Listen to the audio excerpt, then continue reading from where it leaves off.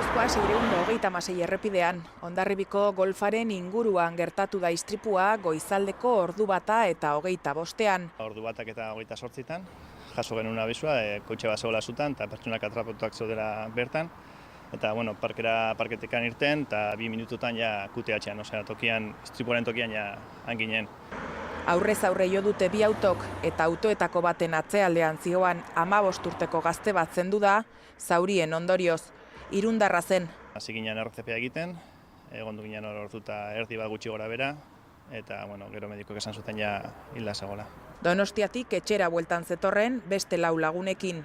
18 eta 14 urteko 2 mutil, 18 urteko neska bat eta gidaria, 24 urteko mutila. Talkaren ondorioz, su hartu zuen euren autoak.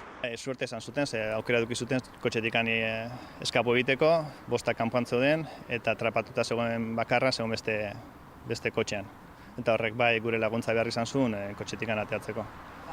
Beste autoaren gidaria, 56 urteko gizona, harrapatuta gelditu da eta suhiltzaileek atera behar izan dute. Bidasoaldeko eta Donostiako ospitaletara eraman dituzte 5 zaurituak. Irunen, hildakoaren hirian, atsekabea gaur goizean, zorigaiztoko berria jakitean. Ay, Jesús. Una pena. Qué horror, qué tristeza. Ertzaintzak istripuaren nondik norakoa jakiteko ikerketa ireki du.